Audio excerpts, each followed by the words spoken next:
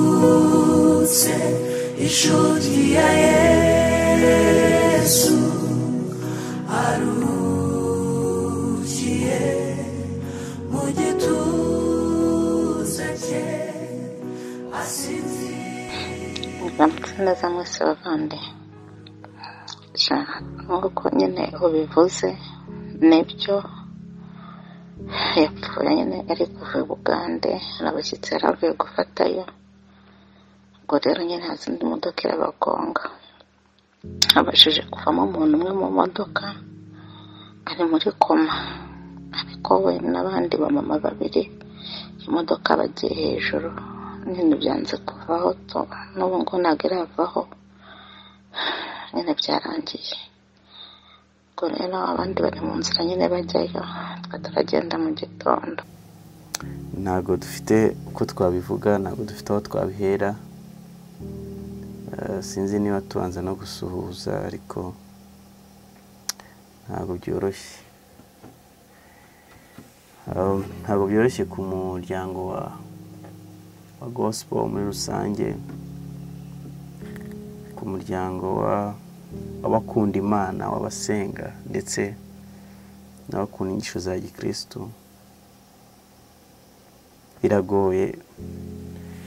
biragoye kubyakira, biragoye kubyiyumvisha, kwa kanya natwe turi kuvuga ibi, turi gutangaza ibi, imitima iri kure cyane, kure, biragoye kubyiyumvisha. si inkuru nziza ituzanye kuri Nkunda Gospel uyu munsi. ni inkuru y'akababaro, ni inkuru yo gutabaruka, kambivuge gutyo, k'umukozi w'Imana kandi umwana w'Imana, ukundwa na benshi, wamenywe na benshi, wafashije benshi, wavuye benshi. igihamya cyo ntabwo numva ko ndi buze kwivugira muri kino kiganiro, igihamya muri buze kugenda mubyibonera ku marangamutima y'abantu benshi batandukanye. aho uri mu Rwanda, uri hanze, ntabwo uri bubura aho uhurira nabyo, ukabona ko uyu muntu yari umuntu w'Imana. aka kanya twakiriye amakuru, si amakuru twakiriye izi saha dushyireho iyi nkuru cyangwa se ubone iyi nkuru, ni amasaha amaze ikintu, ariko twabuze uko tubivuga, n'imbaraga ntazo. ku giti cyanjye ni ubwa mbere mpuye cyangwa se numvishe inkuru nkatinda kuyemera, nkumva ntibishoboka. ibaye inkuru ya kabiri nyuma y'umuhanzikazi witwa Giselle Precious. ubwo yatabarukaga byaratugoye cyane kubyumva. ubwo Thomas Yanga yatabarukaga byaratugoye kubyumvisa. ubwo Iva Blavan yatabarukaga byaratugoye kubyiyumvisha, ariko uyu munsi ho birushijeho kutugora ubwo twumvaga inkuru y'uko Pastor Theogene Niyonshuti bakunze kwita inzahuke yitabye Imana. ni inkuru igoye kuyumva, ni inkuru igoye gutangaza, biragoye, ariko Imana ntawe wibaza ngo wakoze iki, icyo wabihisemo wabigenje ute. uwishimye irasarura, ni nk'uko wajya mu murimo ugasanga imyaka yeze ugasarura. igitondo cyo kuri uyu wa 22 nibwo uyu mukozi w'Imana mu kazi ke asanzwe akora, kuri uyu wa 4 kino cyumweru turi gusoza, yafashe urugendo yerekeza muri Uganda, aho yari agiye kuzana abakozi b'Imana abazana mu Rwanda. yaragiye agerayo amahoro. uyu munsi ubwo bari kugaruka, ubwo turi kuvuga kuri izi tariki 23 cyangwa se kuri tariki 22 ubwo bagarukaga, kuko iyi nkuru turi kubatangaza kuri 23 nibwo baje gukora impanuka ikomeye aho baje kugongwa cyangwa se kugwirwa n'imodoka ya bisi izwi ko ari ya agence ya Simba cyangwa se zo bita Simba zo muri Uganda wenda bajya bakorera ingendo murabizi cyangwa se murazizi yabagwiriye imodoka yarimo abantu 4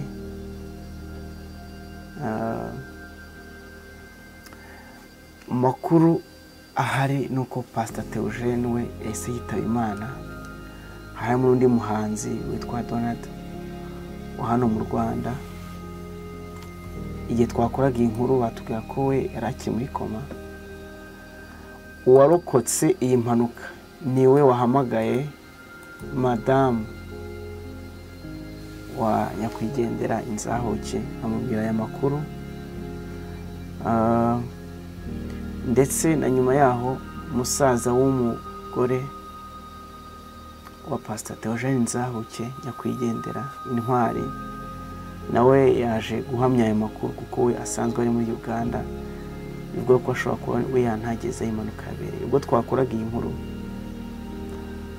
umugore yari taragera aho ngaho ariko nawe yamaze kumenya iyi nkuru yakababaro ni inkuru itoroshye umuntu dukurikiye natwe twifuza ko twatangaza inkuru nk'iyi ariko iyo byabaye ngombwa ntekereza kandi n'ubwa mbere kuri n'ubwa kabiri kuri Nkunda Gospel dutangaje inkuru nk'izi ntabwo hari inkuru zigoranye hari inkuru bumva zigoye kugira ngo uhereze abantu bumve ariko nyine hari n'igihe bikwiye umuntu mwabanye mwakoranye mwasangiye byose ntiwahora umwibuka mu bihe byiza ibibi ni umugeraho ureke kumutabara ureke kumutabariza n'iki byose no kubwira abantu ibyamubayeho nibi byabaye ku muryango wa Pastor Theogene Inzahuke tumwifuriza iruhuko ridashira turabizi neza ko aruhutse neza Pastor Theogene yari umukristo yakoreye Imana ibyo ntawe bishidikanyaho mu mbaraga ze nke mu minsi ya nyuma yari yagize ikibazo cy'akaguru akora impanuka murabizi muhamya yatangaga Imana iramurokora hari n'ikindi gize kujya mu mazi bari asa nkagiye kumutwara ariko nabwo Imana irongera iramurokora ariko kuri inshuro ubwo niyo tariki itari nziza kuba Kristo n'inshuti za Pastor Theogene Inzahuke n'abandi bose bakurikira inyigisho ze n'abandi bamukundaga mwibanga ni inkuru itari nziza ariko Imana ishimye gushyira mu matwi yacu ko nta wigisha impaka nta wibaza ngo ukoze ibiki iminsi yashize nkuko muri ubyumva muri iyi video buriya ntekereza abantu bose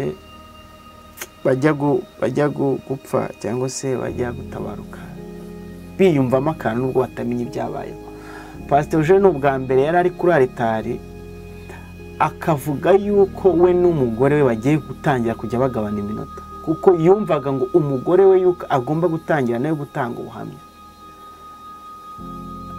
ahamiriza imbere y'itano yuko bagiye gutangira gusangira iminota niba yigisha iminota 20 umugore nawe akigisha iminota 20 ni ibintu Imana iba yatangiye gutegura twe tukayibona nk'ibintu bisanzwe nk'ibintu ariko Imana yo iri mu muteguro wayo w'ibintu biri kwera mu ibanga tutamenye byari byo Pastor Theogene sayo magambo gusa yavugiye muri iryo teraniro kuko twari duhari nka Nkunda Gospel twarabyiboneraga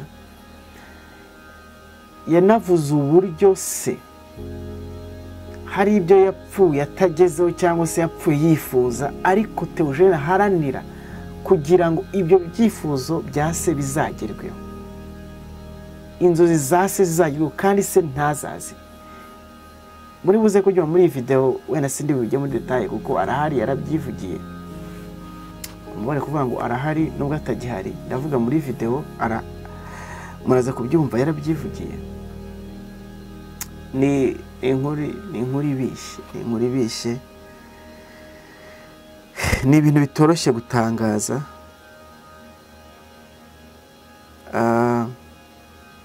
ariko nta kundi reka tubyakire ntabwo nasoza kuvuga ntabasomeye iyi nkuru reka nyisome kugira ngo ni ikinyamakuru kimwe cya gospel icyo mu Rwanda gitangaza amakuru y'Iyobokamana byanditseho ntekereza kiri mu bitangazamakuru ibinyamakuru twavuganye tugana umwanya munini nta burenganzira namusabye no gushyiramo amajwi ariko twavuganye umwanya munini mubaza iby'iyi nkuru no kugira aho wenda yandika inkuru ayitangaza ambwira uburyo ari amakuru yakuye ku muryango ya hafi kuri musaza w'umugore wa Pastor Theogene nyakwigendera ndetse kandi no ku mugore we iravuga ngo mu ijoro rya tariki ya 22 Kamena 2023 hagana saa 5 z'ijoro nibwo inkuru y'akabari yatangiye gukwirakwira hirya no hino ko umushumba Theogene niyo nshuti yitabye Imana ubwo yari ari mu modoka ava i Kampala. Pastor Theogene yahagurutse Kigali mu gitondo cyo kuri uyu wa kane tariki 22 Kamena 2023 yerekeza i Kampala agiye kuzana abantu baravuye muri Amerika. Ubwo bari mu nzira bagaruka nibwo basitwara abagenzi b'ubwoko bwa Simba yabagonze ibikubita hejuru.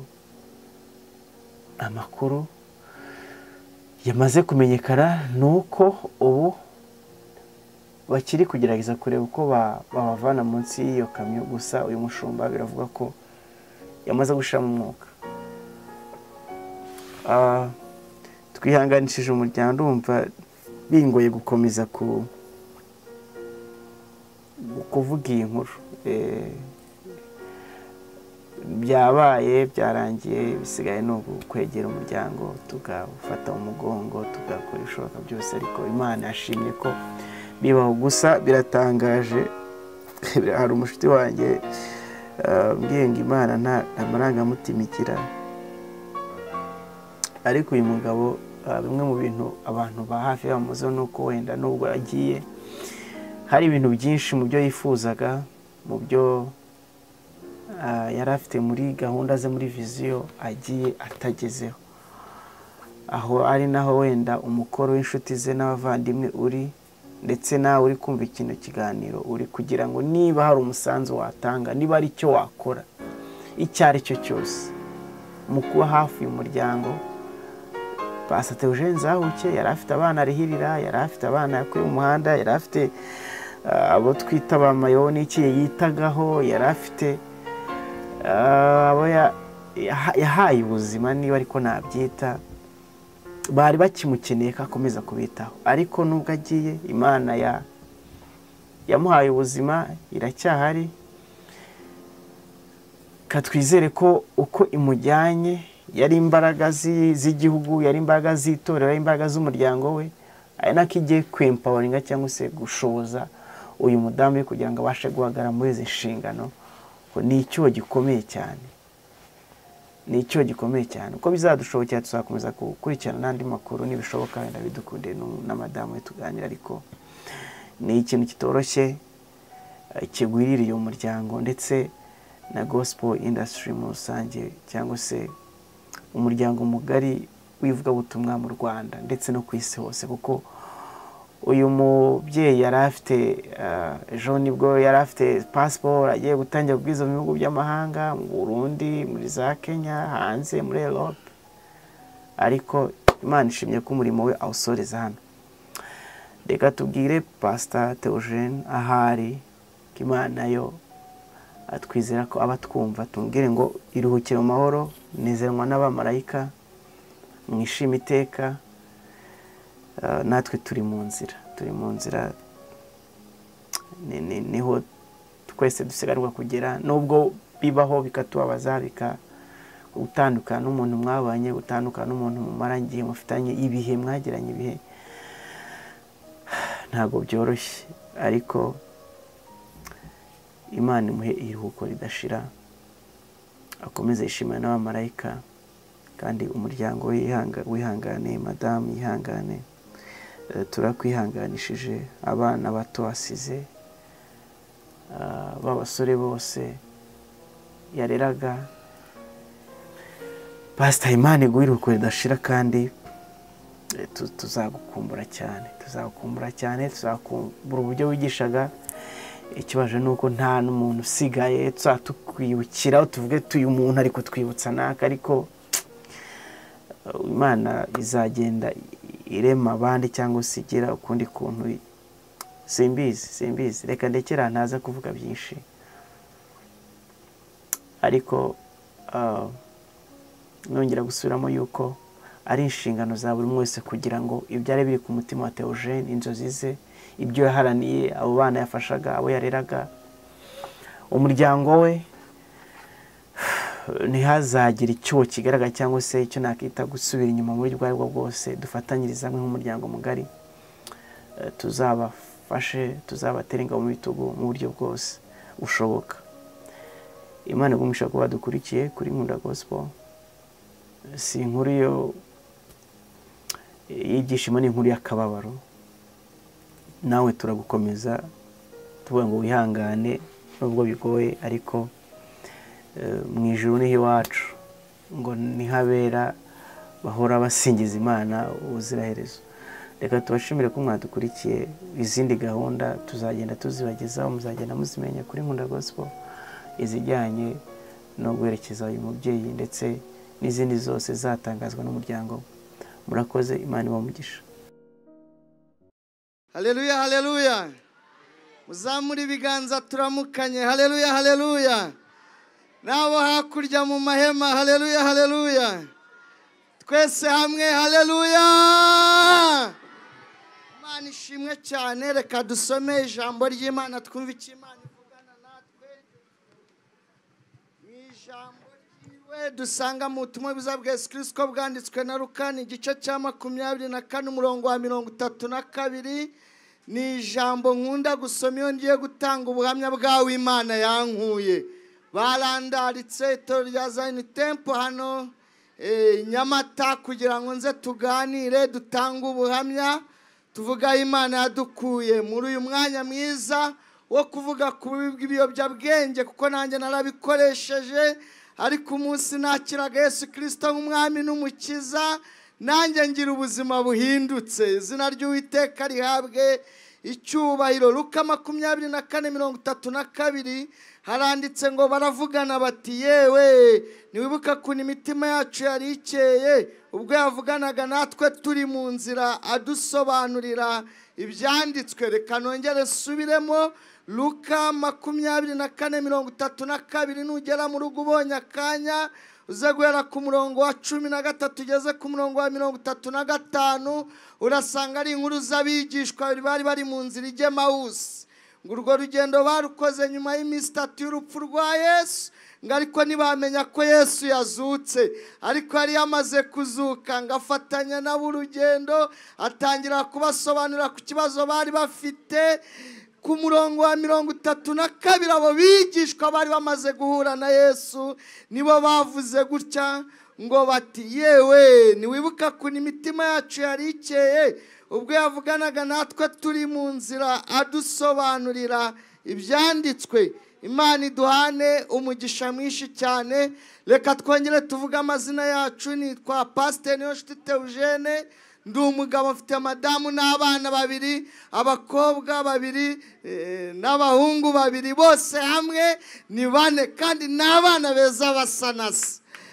Abana banjye turasa mwana, abana banjye turasa. Ndishimye rero, ariko mu rugo turi umuryango mugari munini cyane. hari abandi batipe twibanira. Mbese Imana yanyijije yamaye agakiza nibera imihanda impinduye, mpita mbwira abo baji twabanaga, ndababwira ati mwana nimwizire homu, Imana yamaye ibipase by'imyaka, namwe mujye muza musekureho. Rero wowe uri muri iki giterane Imana niguhariye, uzajya urabura abandi mwana, ntukabarye uzajya ubarabura. Ndishimye rero kubana n'abajene n'abakuze, twese tuvuga ko Imana igira neza, Imana iduhana umugisha mwinshi cyane.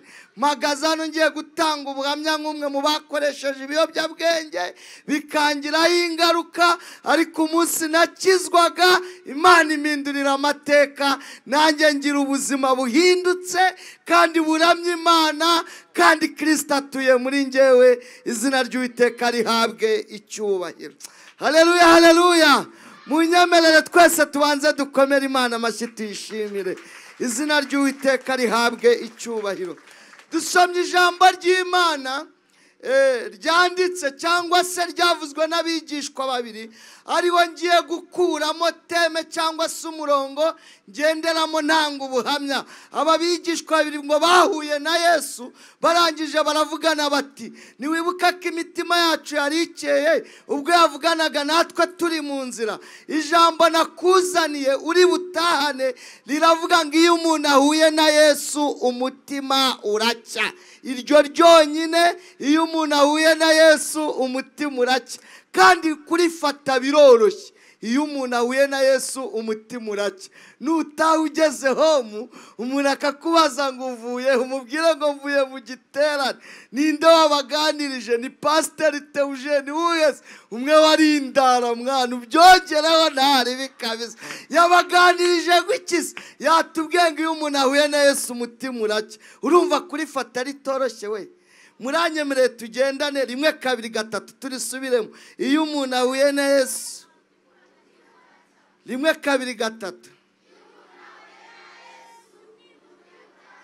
No hakurya mu ihema 1 2 3. Twese hamwe 1 2 3. Ngobera umuntu umwe nkubwire kuntu mumbwirira, umuntu umwe basi umubwire ngo ntucike mwana, ntucike. Itumubwira icyo umufasha ngo iyo umuntu ahuye na Yesu umutima uracya. Mugutumyeho mubwirize umumbwirire ngo iyo umuntu ahuye na Yesu umutima uracya. Dutere haleluya 1 2 3. Imana ishimwe cyane, Imana ishimwe. Munkurikire. Ntago umutima upfa gucya iyo umuntu ahuye na Yesu. Hari ibintu bitatu akorera umutima wo bahuye. Ijambo rya mbere amuhomora igikomere cy'agahinda. Ijambo rya kabiri amuhomora igikomere cy'amateka. Ijambo rya gatatu amuhomora igikomere cy'ibyaha. Kandi ibyo byose, yaba ari agahinda, yaba ari amateka, yaba ari iminsi, zaba ari struggle, ibyo byose bituma abantu bamwe bakoresha ibiyobyabwenge.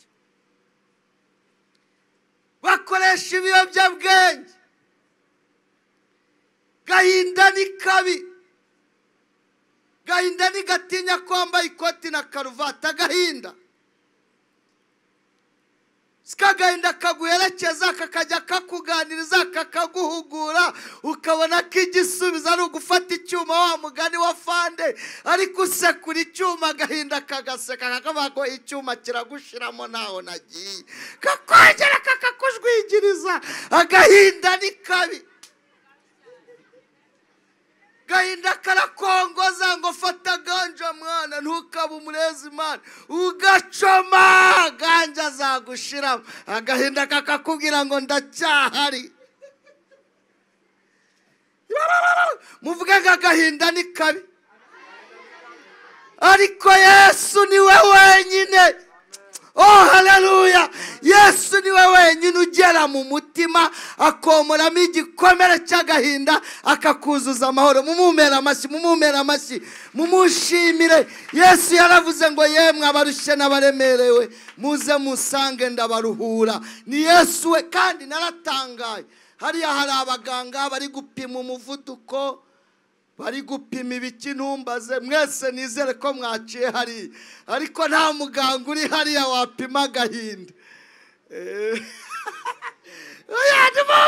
nimubwire baciyeyo agahinda bakabapimye nimuca mubabwire ngaho mwadukujeho kabisa nta muganga uhari upima agahinda mu mutubarize washyiramo igipimo agakuramo akazunguza akavuga ngo nawe ufite agahinda gapima 39 hari uwo mwabona uretse Yesu niwe wamenye uduhinda tw'abantu hariho abantu bararana agahinda bakabyukana agahinda bakiyorosa agahinda bakarira ku gahinda mbese birababaje kuba wavukira mu gahinda ugakambakambira mu gahinda ugakurira mu gahinda ukigana agahinda ugatsindira mu gahinda ukabonera akazi mu gahinda ugashaka umugore muhujwe n'iduhinda mukabyarira mu duhinda ukazapfira mu gahinda bakaguhamba no mu isanduku idasize verine ugapfana agahinda ntuzanazuke byibuze ngo ubane n'Imana ubuzima butuzuye agahinda niyo mpamvu tuhaje kugusengera nyuma yo gukora siporo ngo Yesu agukize n'agahinda akuzuza amahoro ube mu buzima buhindutse bwuzuye kuramya Imana. Haleluya. Igikomere cya kabiri ni igikomere cy'amateka. Amateka arakomeretsa, amateka arangiza, amateka arica. Umuntu wakomerekejwe n'amateka ntagaseka, arashihi ukagira ngo arasetse, baba ari abarakare. Amateka gutenga abantu batagutenze, ukicara wihengetse kandi abandi bataraza, kavuga ati n'ubundi nibaza barampagurutsa. Amateka ni mabi, kubera amateka wavukiye muri ukavuga ati ninyarangiza iwacu nawe ukora abapfara abasazi. Amateka akagutsikamira akagukandagira, ariko iyo wakijijwe Yesu araza agatsikamira amateka. Haleluya. Yesu ashimwe. Nasomye Bibiliya igitabo cya kabiri cya Samweli, masanga inkuru z'uwitwa Yabesi. Dawidi ageze ku ngoma arabaza ngo mbese hari uwasigaye wo mu muryango wo kwa Sawuli ngo mugirire neza. Haza umuntu uzi mu mateka, hariho abantu bagusobanura. Ngarahari ngo witwa Mefibosheti, ngo wo kwa Makiri mwene Miyeri utuye Lodebari. Ibyo bari babimubajije, igisubizo cyari kimwe, gusubiza ngarahari witwa Mefibosheti. Ariko mu mateka arahari Rudomoro w'umunyonzi wuhese wo kwa Nyirambegeti wuhese utuye i Nyamata kurare. Tere abantu banyonzi muhumure, Yesu yabahindura amateka. Ejo akabatera amazwari, ugaca mu makona ugahengeka iki. Yesu yarahindura, twongera tumukomera amashyi. Igikomere cya gatatu ni icy'ibyaha. Byaha birangiza, byaha birakomeretsa, byaha bikwambura agaciro, ibyaha ukora witiranwa nabyo. Umuntu uvuga bamwita umunyamagambo, ukorakora bamwita ibandi, unywa inzoga bamwita umusinzi mwana, bamwitirira izango. Hari nizaje surudu wiringa icyuma fane, hari akandi utazi bita akaginga. Urakazi seri ku kiranguzo gogose. Akaginga jomba mwana. Akaginga ni akantu usukayo rimwe kahita avuga ati bosi ntera kandi seri ku kiranguzo. Kakabiri agasuka kahita yikuhumura, kahita avuga ati mucana amatara bosi saa 8 z'amanywa. ubwo abamenetse birangiye baba we akahita yihengeka hari ariko zamushiramo akagaruka akirinda hari aho ngaho ariko yukijijwe Yesu akumara ibintu by'imyota akakuzuza umwuka wera ukagira ubuzima buhindutse kandi buramya Imana. Mana ishimwe, Mana ishimwe. Kandi ndumva ashaka kubivuga. Uzi ko nanjye nari indara mwana. Nanjye nari indara we. Yesu yanyamaye ibi bikomere ko ari bitatu: gikomere cy'agahinda, gikomere cy'amateka, gikomere cy'ibyaha. Mana yanabaye ndi mayibobo Nyabugogo. Tumva ngo nari mayibobo ukagira ngo navukiye mu buzima bubi. Oya, navukiye mu buzima bwiza. Viye na Mary mwana babaga i Kigali. Urumva mwana? Navukiye i town mu murwa katikati city. Najyaga ku ishuri n'imodoka nkagaruka n'imodoka. Nanywaga igikoma bandirimbira kirimo amata kugira ngo nyinywe. Wowe uri gukurura mu gikatsi. Naryaga umukati usize bureba weho n'ivoka n'ikidenji gabwana. Narifite akagare k'udupine dutatu nabaga ndi gukataho mu gipangu wewe wikuruza ku mutumbatumba. Twajya mu cyaro abana bo mu cyaro bakarwanira kunkoraho kugira ngo bumve kuna akana k'i Kigali kavuga. Navugaga nk'abandi nuko navugaga uburimi bakagira ngo niko abanyakigali bavuga. Ariko umubwiriza aranditse aravuga ngo iby'isi byose ni ubusa, ibintu birashira. Njye nahuye n'ikibazo gikomeye. Amateka jenoside yakorewe abatutsi muri 1994 yaraje itwara inshuti abavandimwe, imiryango yanjye ubutunzi birashira birarangira. Mu minsi 100 mu mezi 3 nisanga ku muhanda ndi mayibobo. Urumva ari nde wari kunyomora igikomere cy'agahinda? Urumva ari nde wari kunyomora igikomere cy'amateka ntagizemo uruhare rwo guhitamo aho mvukira? Urumva ari nde wari kusangaho nararaga ingange n'izindi ndara kambwira ngo haracyari ibyiringiro kandi umuryango inshuti byari birangiye bamaze kwicwa ndaho? Urumva ari nde? Ariko umunsi nahuraga na Yesu yaraje atsikamira ibikomere. Ariko haleluya. 96 umugabo umwe yaje kogesha imodoka aramenya sinamumenya, hanyuma akazagaha abandi. Rangije ariko kesha brushete n'ibitoki aho aramamagara ngo ngwino urye.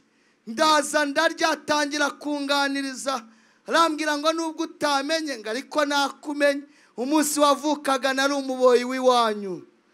Arambwira ngo ntago natinyuka kugukoresha ahubwo wanyemera nkakwitura neza so yangiriye. Namenye ku muryango w'iwanyu washize nkagukura mu kinamba nkakujyana iwanjye. Ndamwemerera njyaniwe mamara n'umwaka ni washize mpita nigarukira imihanda. Ndavuga ati ibi ntibyavamo. Nawe reba indara wayishize amago bwose urumva byavamo? Ntago byavamo kabisa. Mpita mujabuka nigarukira Rwandegisi. Ngeze Rwandegisi 96 niho nangiritse. Ntangira kubyina za Sodoma Cosmos 97. Tumanukira amatimba ya mbere n'iya kabiri turawukata, tumanukira Kaninja turawumanuka Zabranka ari kave yabaga ari iruhande rwa Okapi y'abana bari bavuye BJ. Turawumanuka ndangirika ndacoma ngendo zirahinduka. Ntago bamaze gucoma ngo ugende nka Babiloni komba kwitufata bawusi zawe.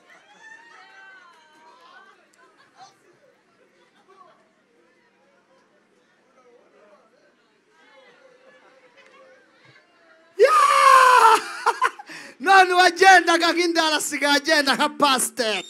Oh haleluya, ubuzima bushya, ubuzima bushya. Yesu ahindura amateka. Ndacoma icyo bita ibikoresho, ndirasa bya danje, babyita kuroringa mwana.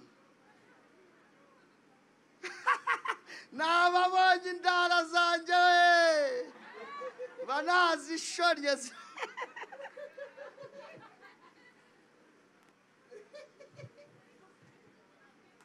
Ibyo ndi gukora reba uko bandeba. Afande ntago yashona, ntago yashona.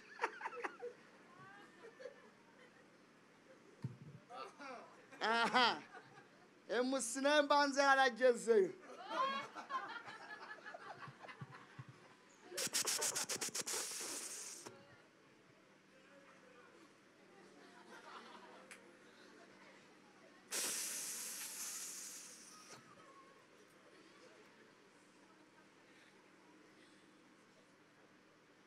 Kandi no kwihanagura ni ukwita umuntu abirangiza.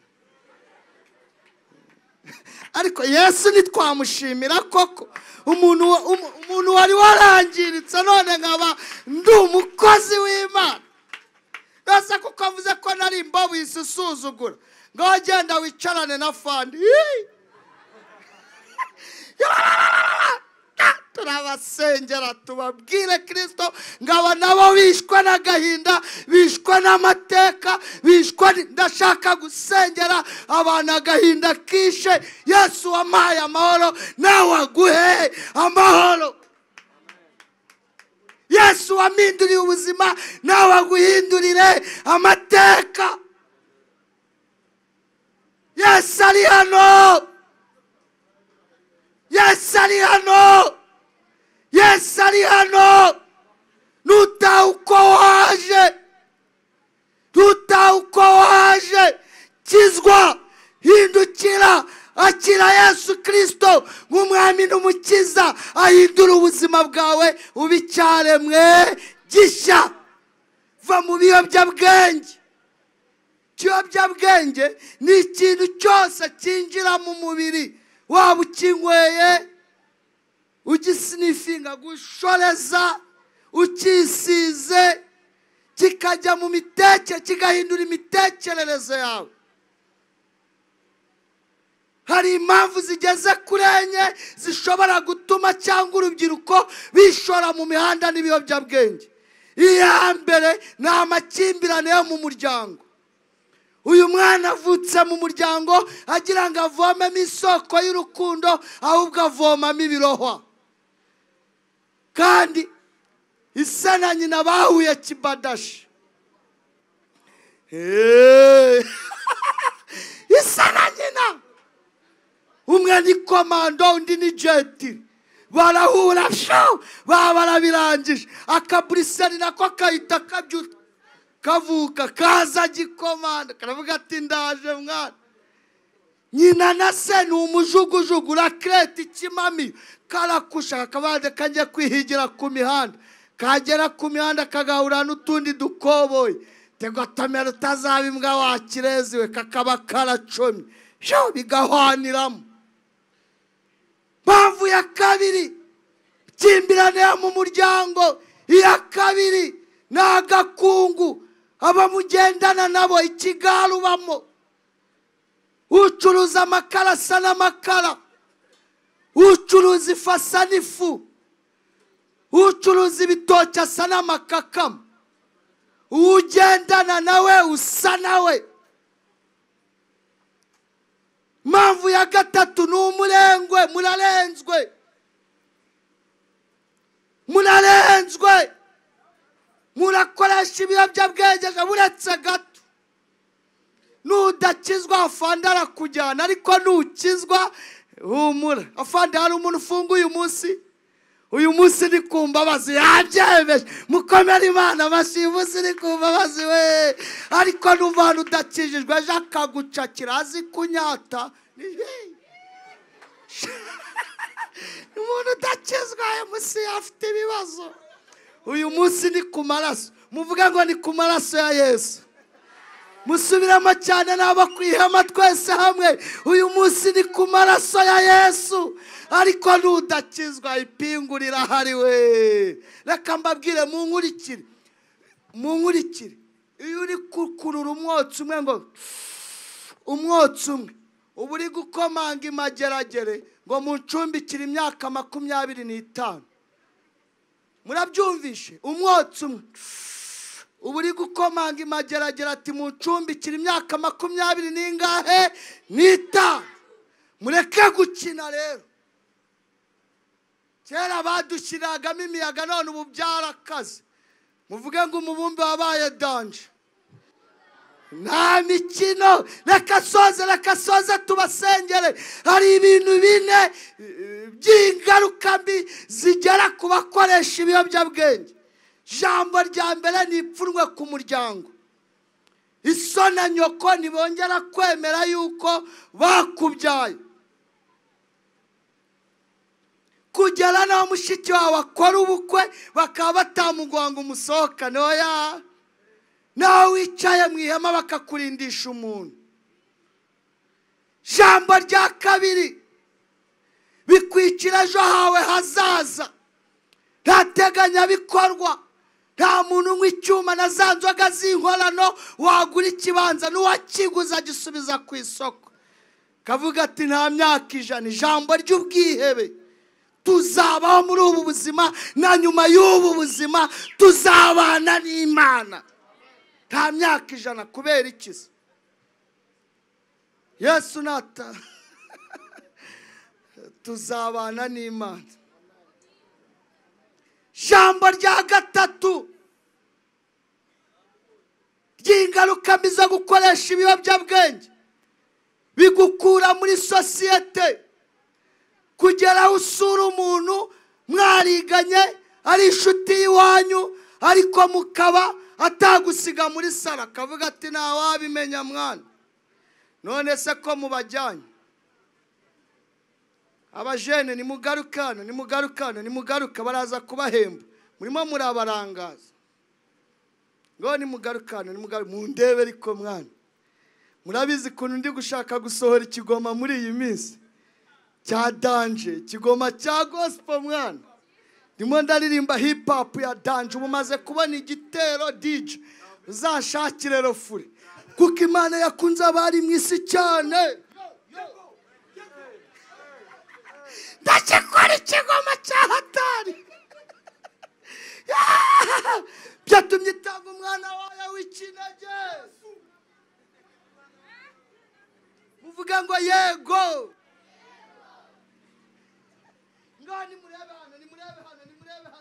Iyo umuntu akoresha ibiyobyabwenge ntago bagusiga muri salo.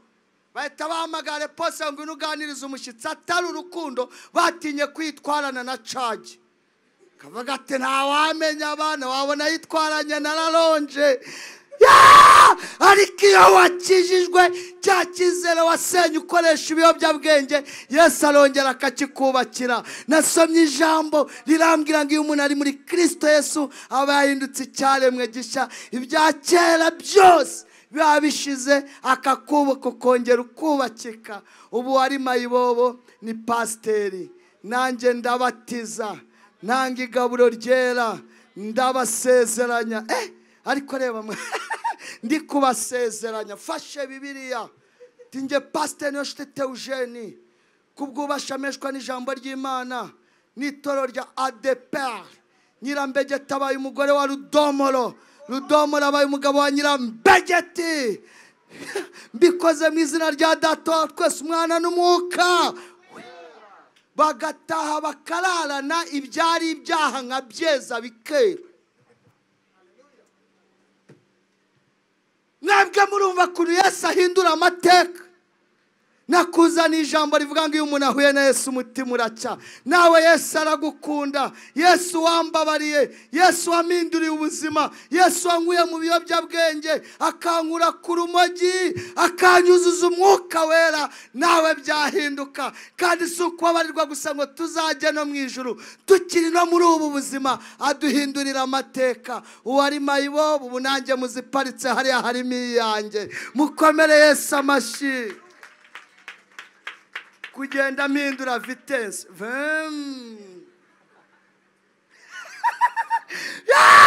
Uwari indara nanjye afite ikizu cya danje mwana, nanjye asigaye nitwa nyirinzu. Yesu ahindura amateka.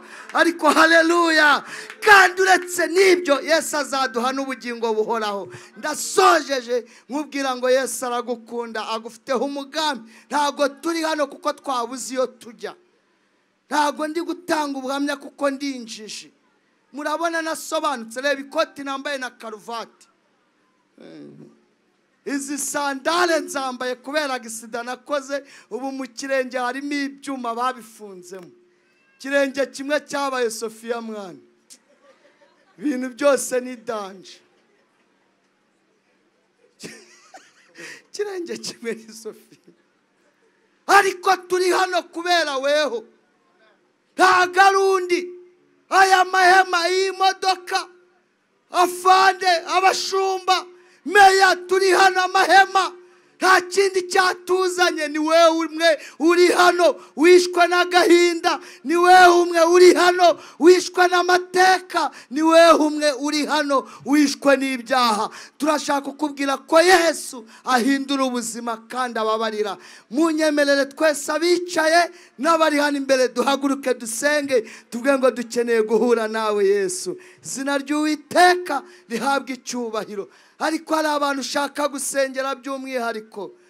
Umuntu wumva agahinda kari kamwishe, kavuga ngo nyomora igikomere cy'agahinda.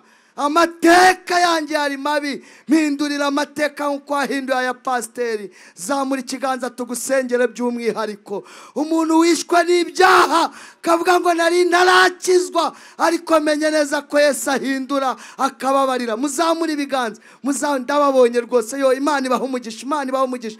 Tambuka uzano nkuhobere, nkwature amahoro nahuye nayo. Yesu wampinduriye amateka. Tebuka buwa mbere uze nkuhobere nkatureho ibyiza. Tambuka mubamera inzira hano. Ngwino tambuka. Ngwino ngusengere nkatureho ibyiza. Imana ibamere.